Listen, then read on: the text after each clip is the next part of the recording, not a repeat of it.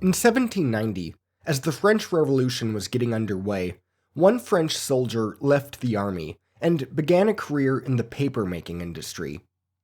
Indenturing himself in an apprenticeship to the Didot family, he eventually started working as an inspector at their factory in the Paris suburbs. This factory, at Corbeil-Essonnes, had been hand-making paper since 1355, and counted the Ministry of Finance among its clients. The process of hand-making paper was pretty time-intensive, as it had to be done one sheet at a time. A worker would dip a rectangular frame or a mold with a screen bottom into a vat of pulp. Then it would be removed from the vat, and water would get pressed out of the pulp. And then the frame would just sit there as the remaining pulp dried out. So you can just imagine the factory full of these drying frames, as a few workers are effectively producing just a handful of sheets per hour. And apparently, the workers in this factory weren't great, at least not in the opinion of their managers. One has to imagine that the increasingly radical revolution outside the factory walls could have played a part in it. In any event, one of those managers, the former soldier I was telling you about, decided to do something about it and create a labor-saving paper-making machine. His name was Louis Nicolas Robert. You might recognize this name. Robert has come up before, in chapters 33 and 38. In 1798, Robert completed a working model of his machine, after a couple of failed prototypes the year before. It included a moving screen belt, which would take in a continuous flow of stock and produce an unbroken sheet of wet paper. It would then be squeezed in a pair of rollers and hung over drying racks. Robert's boss, Saint-Léger Didot, encouraged him to apply for a patent. Writing to the French Interior Minister, Robert explained, quote, "It has been my dream to simplify the operation of making paper by forming it with infinitely less expense, and above all, in making sheets of extraordinary length, without the help of any worker, using only mechanical means. Through diligent work, by experience, and with considerable expense, I have been successful, and a machine has been made that fulfills my expectancy. The machine makes for economy of time and expense and extraordinary paper. I solicit you, Citizen Minister, for the patent of my invention, which ought to assume me my property and work for myself.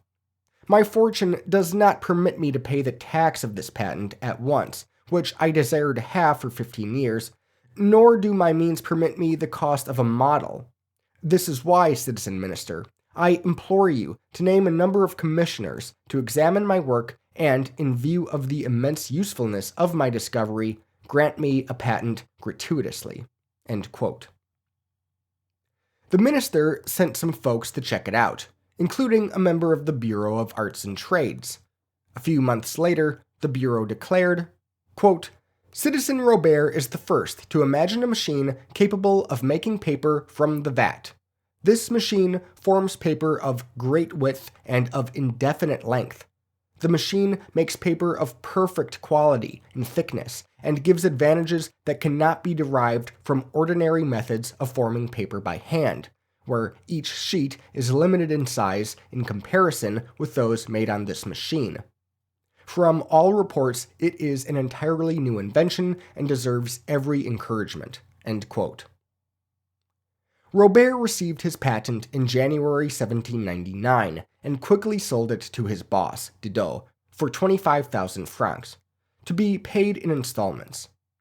But Didot soon fell behind in the payments, and the two men had a falling out. Legal proceedings followed, and the patent rights were restored to Robert in 1801. But not before Didot had granted permission to his brother-in-law, an Englishman named John Gamble, to take the idea back to Great Britain and apply for a British patent for the new machine.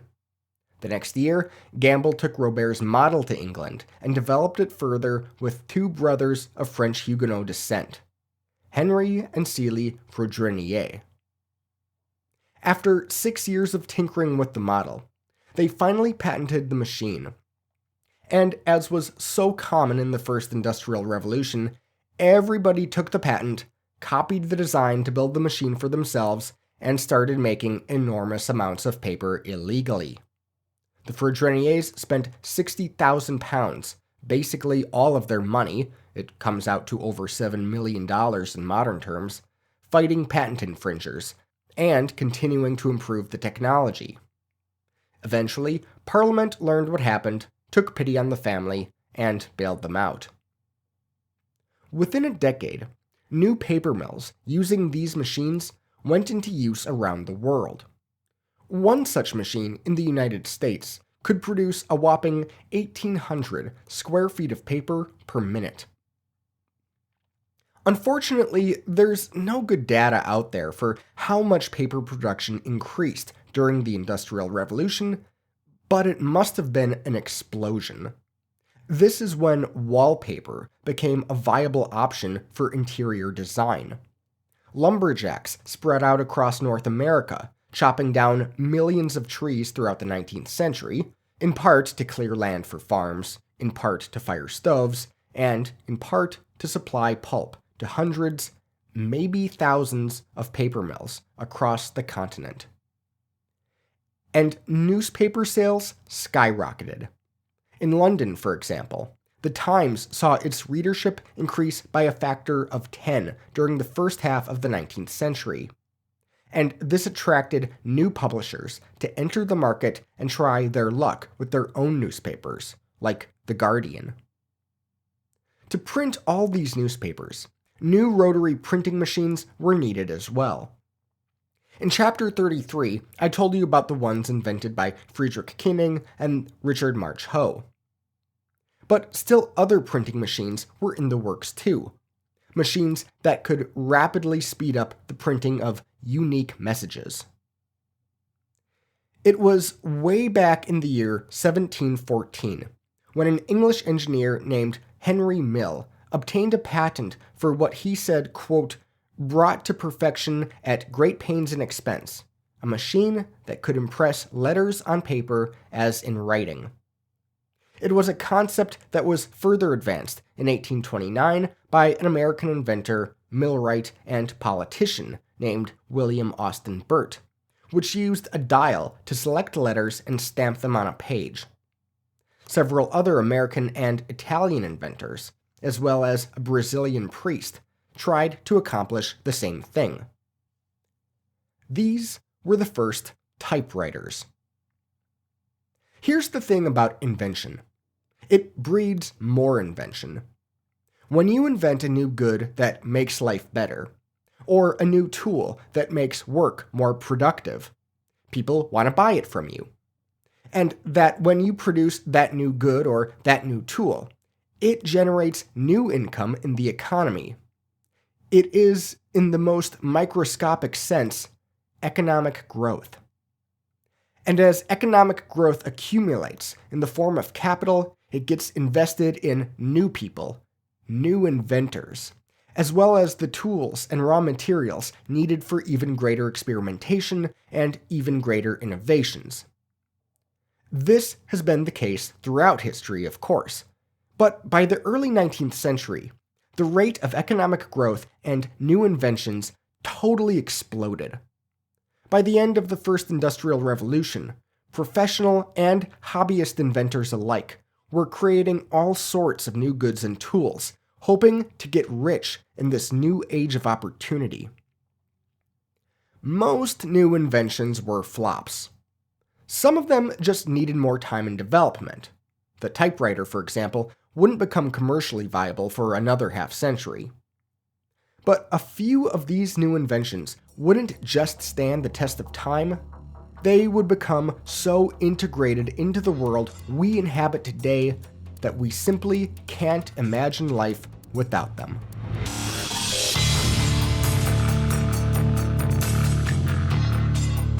This is the Industrial Revolutions.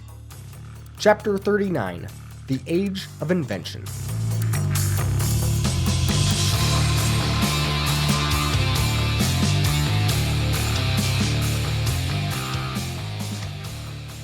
Welcome back, dear listeners. It's been a while since you last heard from me. Sarah and I have made the move to Boston, unpacked, and started getting settled in here. I've also been making behind-the-scenes changes to the podcast, such as getting a new hosting service. But I want to tell you a bit about two other changes I've been making. First, as you would have seen in my recent email newsletter, I'm changing the format from weekly 30-minute episodes to monthly 60 to 90-minute episodes. And if you don't get the newsletter, please sign up for it at industrialrevolutionspod.com. In addition to the new chapter each month, I will also release bonus episodes, probably about one every other month. But if you listen to the normal stream of the podcast, each bonus episode will only be available for a few weeks. Now, there's a number of reasons I'm doing all this. If you liked the old format, I hope you're not too disappointed. I think you'll learn to like this new format too. Either way, please give it a few months and then let me know what you think. Second, I'm making some changes to the Patreon account. As I learned from the listener survey, the things people really want most are 1. An ad-free stream, and 2. Bonus content. So here's what I'm doing. All Patreon supporters will get a special RSS feed. Basically, I'll send it to you and you plug it into your podcast app, and there will be instructions for how to do that. This feed will provide you an ad-free stream of the podcast. At the end of each episode, I will read the footnotes out loud. No more having to download my email attachments with the footnotes buried in the script. Finally, this special RSS feed will include the full archive of all bonus episodes. So if you're a Patreon supporter, don't worry, none of your benefits are going away, you'll just get some new ones now. Last thing, I have been battling a cold pretty much non-stop since moving from California to Massachusetts. No surprise with the new climate. My blood is still thickening, so I apologize if I'm a little nasally today. Today, I'm going to tell you about some of the most important new inventions that came at the tail end of the first industrial revolution. All of them would have world-changing implications, although not always right away. Let me start by reading you this from an 1860 column in the New York Times. Quote, "The inventive genius of man, ever alert to furnish the world with machinery for saving labor and cheapening the cost of manufacturers, seemed to regard man as the only laborer.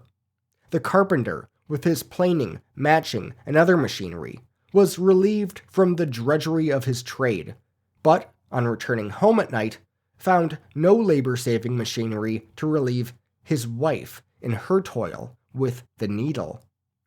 The farmer, with his reaper and threshing machine, gathers his harvest and prepares his grain for market with 10 times the rapidity and ease that he could before these were invented. But his companion and helpmeet found no machinery to speed her labor and ease her toil until the advent of the sewing machine." End quote. As early as 1790, an English cabinet maker named Thomas Saint received a patent for a machine with which an owl made a hole in leather and then allowed a needle to pass through. This would have been the first known sewing machine, except there's no evidence that Saint ever built a working model. He might not have had the funding to do so, but more likely, he tried building a working model and it failed, because 90 years later, when historians used his design to try building a replica, they couldn't get it to work. In the 1810s, several inventors tried their luck building sewing machines on the continent, all to varying degrees of success, but none of the models really took off. A pair of inventors also tried making one in the United States around this time. It wasn't until the 1830s that a real breakthrough was made. That year, the French government awarded a patent to one Barthélemy Timonier, who built a wooden machine with a barbed needle for embroideries, but which he believed could be converted for sewing. He was then awarded a contract for the French army. Within a year, Timonier had built a factory in central Paris, with 80 of his sewing machines producing army uniforms. But then he encountered a problem that would have been quite familiar to English industrialists a generation earlier, who had lived through the violence of the Luddites. About 200 Parisian tailors, rightfully afraid that these machines would put many of them out of work, gathered the night of January 19th, 1831, torches in hand. In the early hours of the next morning, they stormed the factory, destroying the 80 machines, and set the building ablaze. Timonier, who was sleeping inside, narrowly escaped with his life. Determined to start over, Timonier picked up a new business partner and built even better versions of his sewing machines. They rebuilt the factory and got production up and running again. And so, the tailors attacked again, destroying the factory and all but one of the new machines. Timonier took that one remaining machine up to England, where he planned to get his operation up and running away from the Paris mobs. But he never did manage to succeed there. He died in a poorhouse in 1857. Throughout the 1830s and 40s, several more inventors tried making sewing machines. Some didn't have technically proficient designs, others couldn't raise the capital to build them. Others built great machines for similar purposes and didn't see their full potential. It was finally a Massachusetts industrial worker who completed his first sewing machine prototype in 1844. Elias Howe, Jr. was born to a farming family in Spencer, Massachusetts in 1819. Around the age of 16, he was sent to the growing town of Lowell to begin work as an apprentice in the textile mills. But when the Panic of 1837 hit, his mill closed, and Howe was forced to move. He settled next in Cambridge, Massachusetts, where he got a job at his cousin's machine shop, working as a mechanic on carding machines. He stayed in Cambridge when he transferred to his next job, a machine shop owned by one Ari Davis, who was producing and repairing some of America's first chronometers and other precision instruments. It was while working in this shop, Howe first began developing his ideas for the sewing machine, mostly along the same failed lines of his predecessors. He hoped it would help his wife's sewing work, and he tried creating a machine that would replicate her hand motions. The problem was, the eye of the needle was at the top of the needle. How was a machine supposed to pass the entire needle through the fabric, catch it, and pass it back up again? Then, one night, at least according to his descendants, the innovative breakthrough came to him in a crazy dream. He dreamed he was in an exotic land and was charged with building a sewing machine for a savage king. The king gave him 24 hours to complete this machine, and if he could not meet the deadline, he would be put to death. But just like in real life, Howe struggled to figure out how to do it with the needles of the day, with the eye of the needle being where it was. He thought and thought and thought, but nothing came to him. Finally, as he was about to be executed, he noticed the king's guards were carrying spears that were pierced through their heads. At this point, he had a eureka moment, turned to the king to beg for more time, and then awoke in excitement. He got out of bed, ran to his workshop, and by 9 a.m. had produced a needle with an eye at its point. With this needle, Howe was able to create the lock-stitch design of the sewing machine that is still used today. Only the bottom of the needle would need to go through the fabric, and with an automatic feed and a shuttle operating beneath the cloth to form the lock stitch, the process of sewing the fabrics would speed up significantly. Howe got a $500 investment from a local coal merchant and got to work building his prototype. He finally patented his lock-stitch sewing machine in 1846. But like so many of the sewing machine inventors before him, he struggled to attract investors, build sales, and get the business off the ground. Instead, it was a truly eccentric actor, inventor, and businessman who took Howe's idea and turned it into an empire. Isaac Merritt Singer was born in Pittstown, New York in 1811. After his mother abandoned him and his family, Singer left home at age 12 to follow a traveling stage troupe from Rochester. He worked as an actor on and off for the next couple decades. When not acting, he'd find work operating machine tools. This experience led him to invent a rock drilling machine and later a metal and wood carving machine.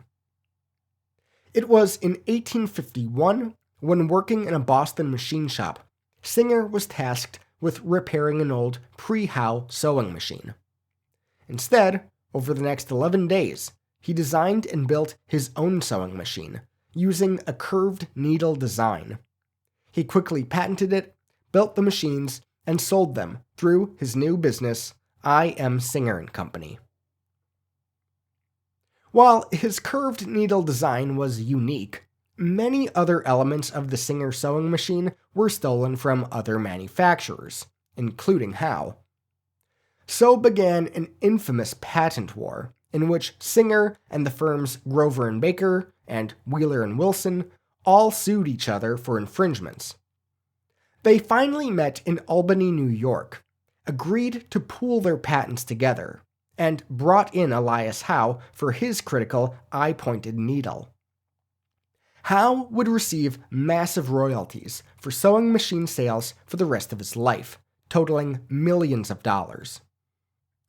But Singer's legacy is perhaps the most critical, because unlike the many sewing machine inventors who came before, he was able to sell the invention en masse. One of the most important means he used to sell it was advertising to women. Even though men controlled family finances in the 19th century, Singer believed middle-class women were the key to driving sales. He hired women to demonstrate the machines in store windows and at fairs, pictured them using the machines in his company's trade cards, manufactured toy sewing machines for girls, and offered sewing machines at half price to ministers' wives, knowing they'd make the machines available to charity sewing circles. All of this was to show men that they could buy these machines for their wives, because, guess what? Women are smart enough to operate modern machinery. Yes, this was a major hurdle he had to consider, thanks to the state of the patriarchy in those days. And this is where a major game change starts to take root. You see, in the 10,000 years before the Industrial Revolution, families would need to have a lot of children in order for a few children to survive into adulthood, keeping the population going. And as anyone who has had children knows, it's a pretty exhausting process. Women would often spend half their teenage years, all of their 20s, and most of their 30s, if not beyond, trying to get pregnant as much as possible. Once they were pregnant, they would have to take precautions so as not to miscarry. After the pregnancy was completed, a woman would need to recover from childbirth and nurse the baby. And when this is happening year after year after year, with more and more babies to feed and more kids running around, albeit some who weren't long for this world, it meant that women were kind of permanently stuck at home. Now, for farming families, this was just as well. Men and women could both work the farms, and they did. But for non-farming families, it meant there would be a clear division between work men did and work women did. Unlike their wives, men could leave the home and find an income in an ironworks, or a coal mine, or a shipyard. Women would often still work to provide for the family, but doing things that could happen with the baby in view. They'd spin fibers into yarn, or do things for the neighbors like make baked goods to sell them, or repair shoes or clothing for them. What's peculiar is that after industrialization picked up, these sorts of labor divisions remained. Women would go into the textile mills, still spinning cotton, just with massive machines now. But that was about the only option available to them. Men could go into the other factories, machine shops, mines, ironworks, gasworks, etc. They had a lot of opportunities by contrast.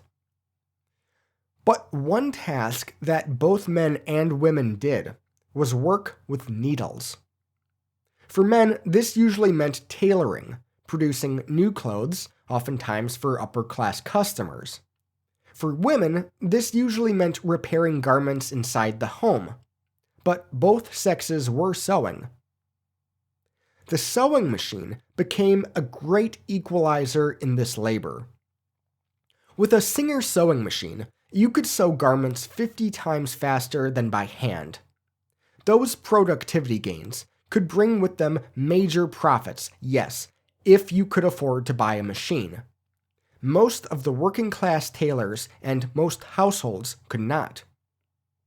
Well-financed capitalists, however, could afford to buy the sewing machines in bulk purchases and set up factories to produce new clothing.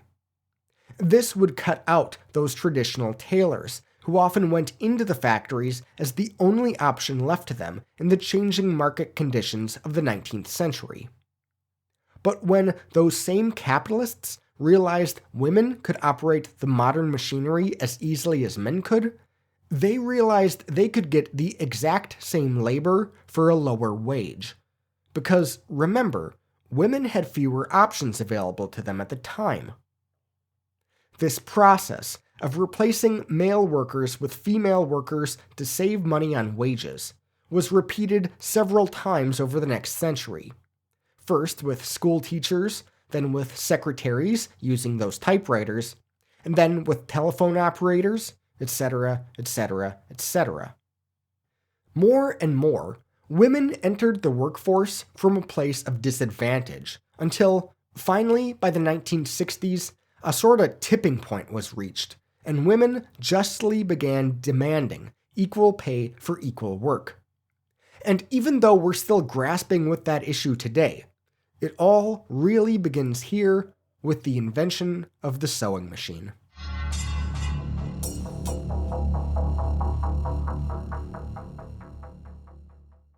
The works of the rival Italian physicists, Alessandro Volta and Luigi Galvani, at the start of the 19th century, had ushered in a new age of electrical experimentation. And over the next 50 years, these experiments would draw humankind closer and closer to harnessing the power of electricity to bring us the comforts of modern life. And the forebearers of this electric age include some familiar names, like Sir Humphrey Davy and his protege, Michael Faraday. But among the problems they ran into was how to move the science forward without encountering electrical leakage. You see, when creating electric currents through wires, some of it flows out when the wire is touching another object, like the ground, or a table, or, in more dangerous circumstances, a human body. On top of that, in electrical experiments, you often run into the problem of several different wires touching each other. Plus, if you're looking to put the breakthroughs of the experiment into practical application, there's the problem of wires corroding over time. For centuries, scientists would deal with these problems either by wrapping a soft fabric, usually silk, around their wires, or coating them in a wax solution, sometimes a resin beeswax mixture, sometimes a harder shellac-based sealing wax. In 1831, Faraday ran an experiment by inserting a bar magnet into a coil of copper wire. He then created a current through a galvanometer connected to the ends of the coil. When the magnet was withdrawn, the direction of the current reversed. This groundbreaking research demonstrated a link between magnetism and electricity. It was motion. To pull it off, Faraday needed to tightly wrap thin copper wire around that coil and insulate it with calico string. That was easier said than done, and to do it outside the laboratory was frankly unrealistic. Someone was going to need to come along and offer an alternative. William Thomas Henley was born to a poor family in Medhurst, Sussex in 1814. As a boy, he was apprenticed to a leather worker, but hated the trade. So at age 16, he left for London to get work as a laborer on the docks. But the work was limited, and he ended up with a lot more free time than he wanted. Henley decided to use that free time to learn a new trade. With some money his aunt gave him, he bought an old lathe and started teaching himself cabinet making. Among his best customers from this side hustle was a banker and amateur scientist named J.P. Gassiat. A friend of Faraday and other notable scientific minds, Gassiat introduced Henley to telegraph inventor Charles Wheatstone, shout out Chapter 35, and photography innovator William Henry Fox Talbot, shout out Chapter 37. As a result, Henley became more and more interested in science and started running his own experiments with what money he had left over from his cabinet making and dock working. How the breakthrough was made, I'm not quite sure, but it was probably from his conversations with scientists like Wheatstone that Henley realized a major commercial opportunity. During the 1830s, one of the big fashion trends were the large poke bonnets worn by ladies to accommodate their increasingly elaborate hairstyles. To support the wide brims of these bonnets, the manufacturers used a lathe process to cover springy iron wires in cotton. Scientists, including Faraday, realized this would be a great solution for electric wires. If only they used a material like copper instead of iron. But nobody was doing it. That is, until William Thomas Henley. Around 1837, he converted his lathe from a woodworking machine to a wire covering machine. By 1846, he was employing 23 people as part of his W.T. Henley's Telegraph Works Company. They went on to produce insulated telegraph lines between London and Manchester, Manchester and Liverpool, and Dublin and Belfast. Henley even set up a factory to produce submarine cables and produced the shore-end sections of the famous transatlantic telegraph cable, laid down by the SS Great Eastern. And yet, for all his innovations, the most critical developments in wire insulation came later, thanks to another one of the Industrial Revolution's most important inventions. Charles Goodyear was born into an old New England family in New Haven, Connecticut in 1800. His father, a Mesa, had set himself up as a hardware manufacturer in the new industrial mills of the area during the War of 1812, to supply buttons to the American military. In addition to running an adjacent farm, Mesa continued the manufacturing business after the war, producing buttons, as well as all kinds of farm equipment, like pitchforks. Growing up, Charles was a religious child, and he intended to pursue a career in ministry. But that would require a formal education. Mesa, busy with the manufacturing business, needed Charles to work the farm and didn't allow the boy to go to school. Instead, Charles learned the manufacturing trade, and at age 17, left home for a hardware apprenticeship in Philadelphia. Afterward, he returned home to help his father's farm and factory. They continued building the business and were fairly successful, especially in the production of pitchforks. In 1824, Goodyear married one Calissa Beecher, who would go down as perhaps the most patient wife in all of history. A couple of years later, they moved back to Philly so he could open a hardware store, selling his dad's pitchforks and other farming equipment in the city. This turned out to be a bad business move. Not because there wasn't an agricultural market in this urban setting. Like all American cities, Philly was still extremely small at the time, but rather because the Philadelphians were really skeptical of American manufactured goods.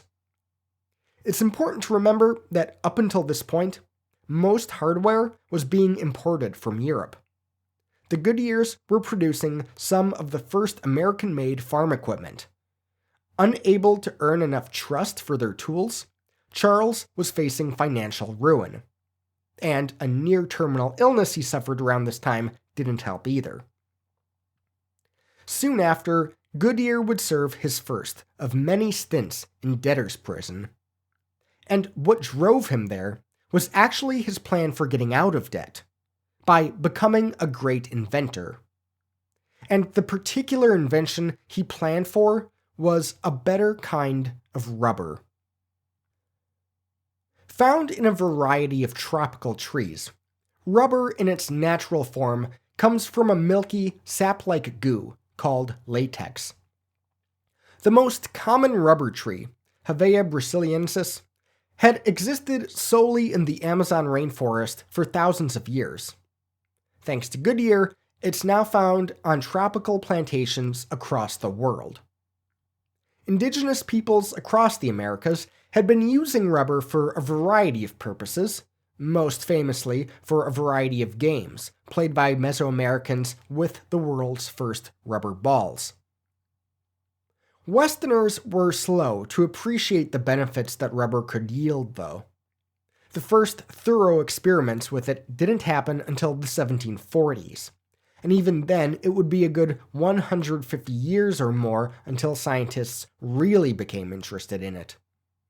In 1805, a scientist named John Gow discovered that rubber heats up when stretched, a very important finding for later innovations. Yet at the time, Gow didn't find the substance to be particularly useful. But beginning in the 1820s, New England merchants began importing rubber boots from Brazil. Villagers there, who had been making rubber shoes for centuries, were now fitting the process to meet the fashion specifications of those merchants, including all kinds of new rubber garments. And Americans started to see rubber differently. After all, it could serve as a cushion. It was watertight and airtight. It could be stretched and molded to countless existing tools and clothing. But there was a problem. Traditional rubber can't handle big changes in temperature. It became brittle in cold weather. The famous American statesman Daniel Webster liked to tell a story about how he received a rubber cloak and hat as a gift. He wore them out one night, and by the time he reached his destination, the cold weather had made his outfit so rigid he could stand it up straight outside the front door. On the flip side, rubber would also melt and heat, making it useless if it came close to a fire or even when spring turned to summer. But for whatever reason, Goodyear believed he could fix these problems and make rubber a useful product. And I say for whatever reason because he didn't have any training in chemistry or anything. He just thought, oh man, I'm gonna fix rubber and get out of debt. And this turned into a full-on obsession, which led to more and more and more and more debt throughout his life. Okay, so Goodyear continued this work in his prison cell, mashing bits of rubber, which was pretty cheap at the time, with his wife's rolling pin. He also tried heating it, working it with his hands, and mixing in magnesia, which seemed to reduce the stickiness. Upon his release from prison, he enthusiastically told friends he had solved the problem, started raising investments, and got to work making rubber shoes in his house with the help of his wife and children. But he had not solved the problem, sales failed, and his creditors cut him off. So then he sold all his furniture and moved into an attic to continue his research. For years, Goodyear would move around the northeastern United States, dodging bailiffs, his poor family always following behind. They lived in a number of abandoned rubber factories, as he sold off more and more of their possessions to fund his super shoddy experiments, desperately mixing whatever toxic chemicals he could get his hands on, trying to make rubber more stable. Toxic chemicals that nearly killed him one time and always made the house smell terrible. 2 of his kids died during this time, as the family was quite possibly literally starving. Finally, Goodyear tried mixing sulfur into rubber. Now, that alone didn't yield any consistent results.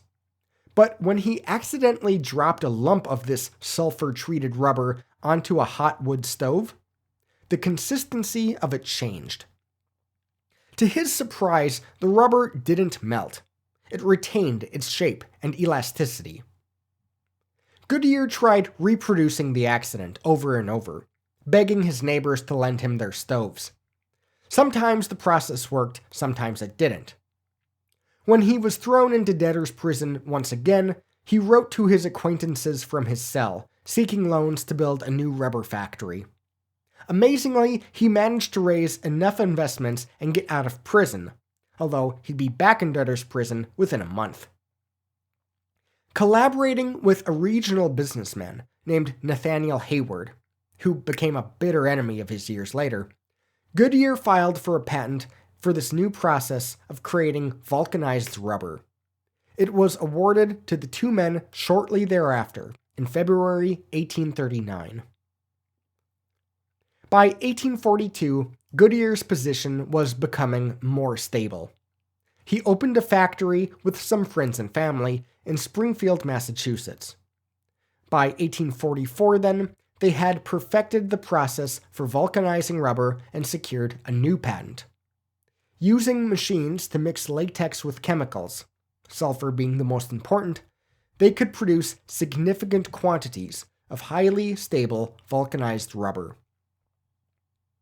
Now, Goodyear's troubles weren't over. In 1852, he traveled to England, where he met with his old friend, an industrial scientist named Thomas Hancock. Goodyear had befriended Hancock, himself interested in rubber, at some point in the 1830s, and shared his progress. Hancock then went about vulcanization on his own, and, more or less, figured out how to accomplish the process around the same time as Goodyear. He received a British patent for the process in 1844.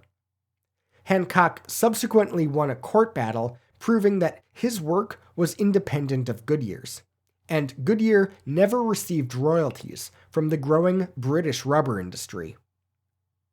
Still, he showed off many of his rubber products at London's Great Exhibition in 1851 and at Paris's Exposition Universelle in 1855. He was to rubber what John Wilkinson was to iron, and Charles Rubber Mad Goodyear's displays included rubber doormats, chairs, waterbeds, eyeglasses, canes, combs, diamond-studded jewelry, and even a rubber-bound memoir he published. For these feats, he met the new Emperor Napoleon III. Days later, the Emperor sent Goodyear the Grand Medal of Honor and the Cross of the Legion of Honor. They arrived to Goodyear in a Paris prison cell, where he had been taken, once again, for debt. Although the days of the most stinging poverty were behind him, Goodyear would still die in debt in 1860. As he famously wrote, quote, "In reflecting upon the past as relates to these branches of industry, the writer is not disposed to repine and say that he has planted and others have gathered the fruits. The advantages of a career in life should not be estimated exclusively by the standard of dollars and cents, as is too often done. Man has just cause for regret when he sows and no one reaps." End quote. Vulcanized rubber allowed the modern world to take shape. Its most obvious applications are in tires, for automobiles, bicycles, airplanes, etc. And that alone is amazing. None of these vehicles would be able to exist as they do today had it not been for the pioneering and sacrificial work of Charles Goodyear. Seemingly everything about the modern world, how we transport goods, choose what homes to live in, grow our tourism industries, it revolves around these vehicles with their rubber tire wheels. But beyond that, the insulated wires that power our homes, gave us telephones and modern computers, were made possible with rubber. The medical profession relies on countless tools like rubber syringes and tubes that have saved God knows how many lives. The sports we play, football, basketball, hockey, are thanks to rubber. Even the shoes used by athletes are made possible thanks to rubber soles. And rubber is used in manufacturing processes in countless hidden ways too. For these reasons, Goodyear's incredible personal sacrifices made him a hero in American industrial history. Future inventors and industrialists lionized him. When, in 1898, businessman Frank Sieberling opened a factory in Akron, Ohio to make bicycle tires, he named it the Goodyear Tire and Rubber Company, in recognition of the inventor. And that's the Goodyear Corporation we know today.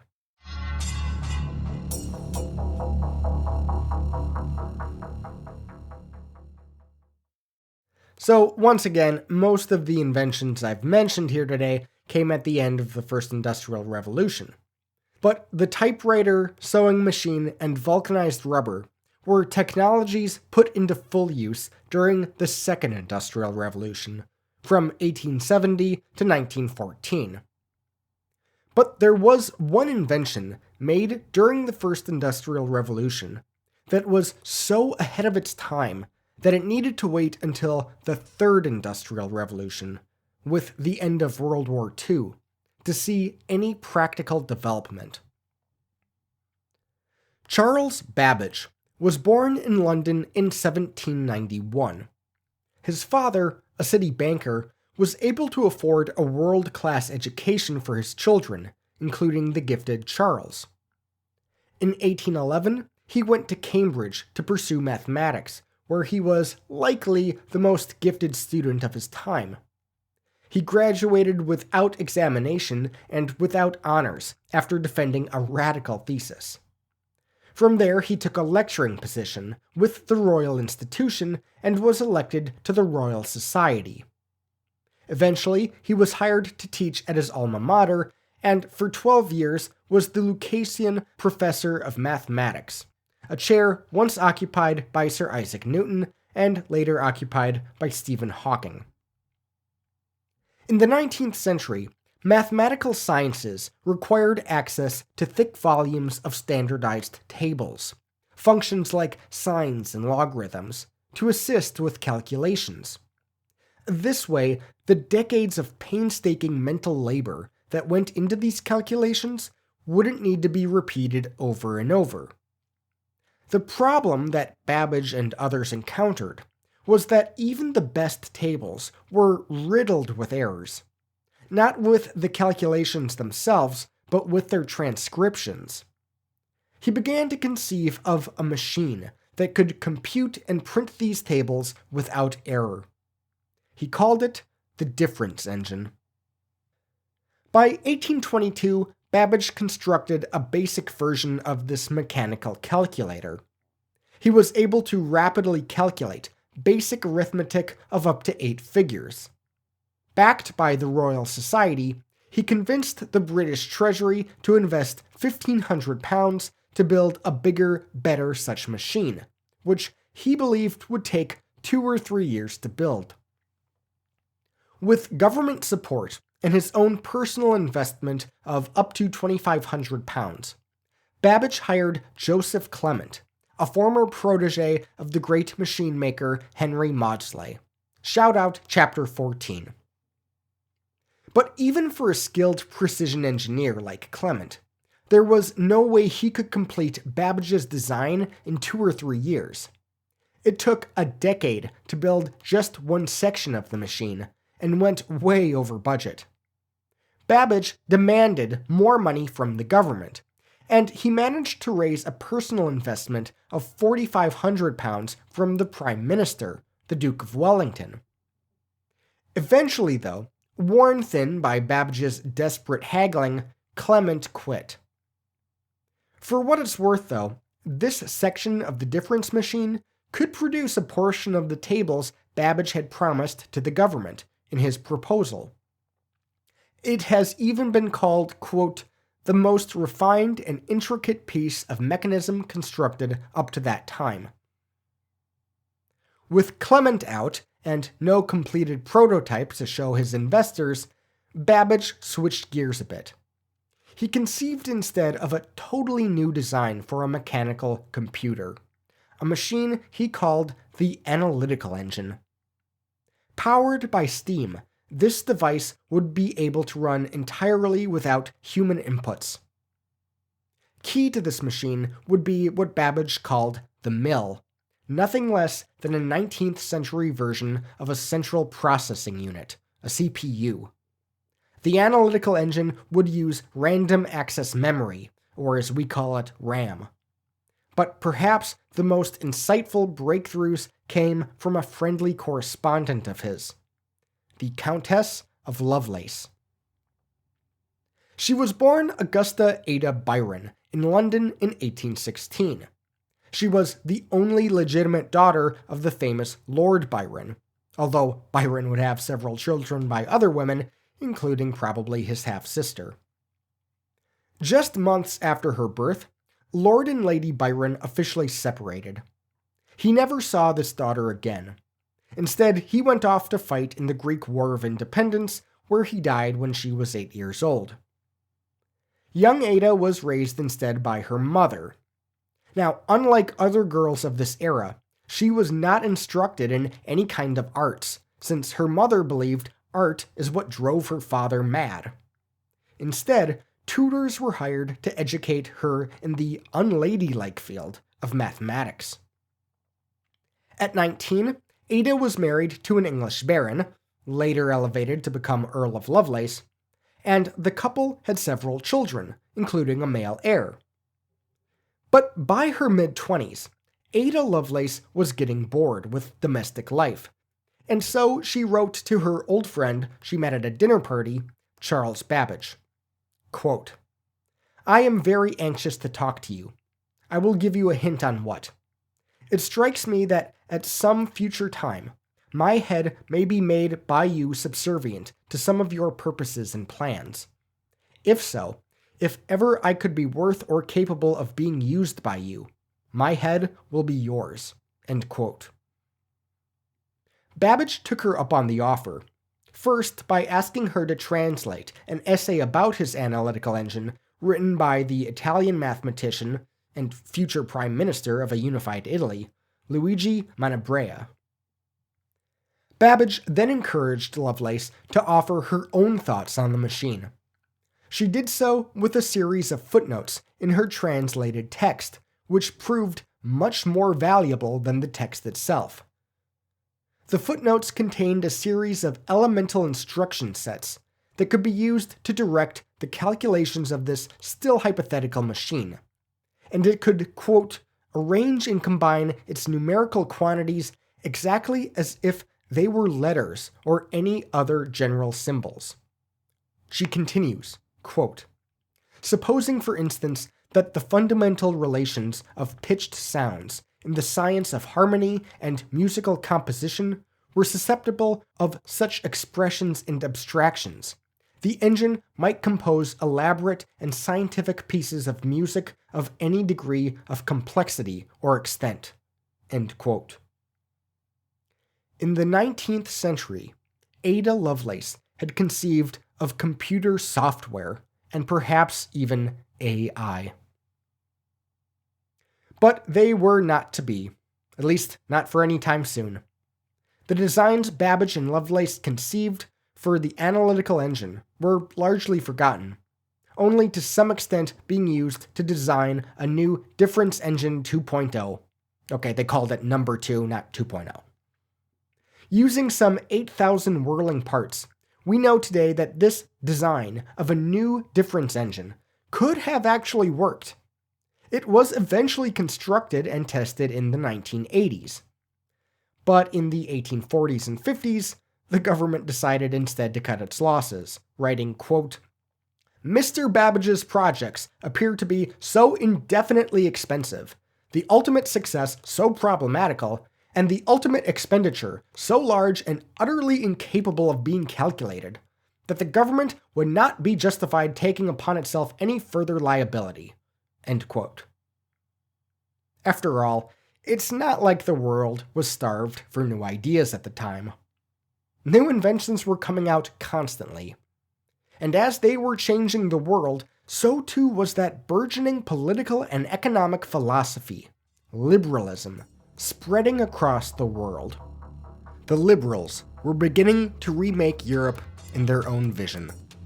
Next time on the Industrial Revolutions.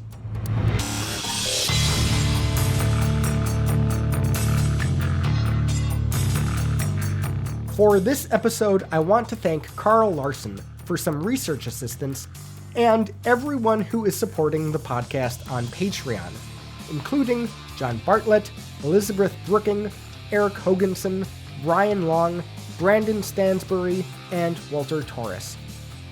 If you want to join the ranks of these industrial revolutionaries, go to patreon.com/indrevpod to give your support. That's patreon.com/INDREVPOD.